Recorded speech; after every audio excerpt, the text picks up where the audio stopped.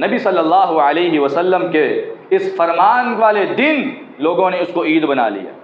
اور اس کے بارے میں یہود و نصارہ کی ایک روایت آتی ہے، نبی صلی اللہ علیہ وسلم کے بڑے پیارے صحابی حضرت عمر بن خطاب رضی اللہ عنہ، ان کے پاس ایک یہودی آتا ہے، کہتا ہے اے عمر رضی اللہ عنہ، مجھے پتہ چلا ہے کہ آپ لوگوں کے شریعت کے اندر یہ ایک آیت نازل ہوئی ہے، الیوم اکملت لکم دینکم واتممت علیکم نعمتی ورضیت لکم الاسلام دینا، کہ اللہ تعالیٰ نے کہا اے میرے نبی کے صحابہ آج کے دن تمہارا دین مکمل ہو گیا۔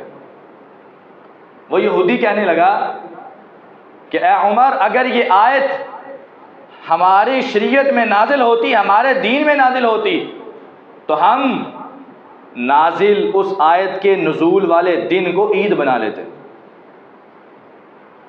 یہ خود عید بنانے والوں کی عادت کن کی ہے؟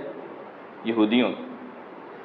تو حضرت عمر رضی اللہ عنہ بڑا پیارا جواب دیتے، کہا ہمیں خود عید بنانے کی ضرورت نہیں ہے، مجھے اس بات کا علم ہے کہ جس دن یہ آیت نازل ہوئی تھی اس دن مسلمانوں کے خوشی کے دن تھے، یوم عرفات تھا، جمعے کا دن تھا، میرے نبی صلی اللہ علیہ وسلم نے فرمایا میرے رب کو جمعے والا دن عید سے بھی زیادہ اچھا لگتا ہے۔ کہا ہمارے لیے تو خوشی پہلے ہی موجود ہے، ہمیں خود یہ دن عید والا بنانے کی ضرورت نہیں، نہ ہی ہم ایسا کرتے ہیں۔ یعنی مسلمانوں کے لیے یہ بات ضروری ہے کہ جس دن کو عید شریعت نے بنایا ہے اس دن کو بنایا جائے، خود اپنی طرف سے کسی بھی دن کو عید نہیں بنایا جا سکتا۔ اس وجہ سے اس دن کو عید کا نام دینا یہ شریعت کے خلاف ہے۔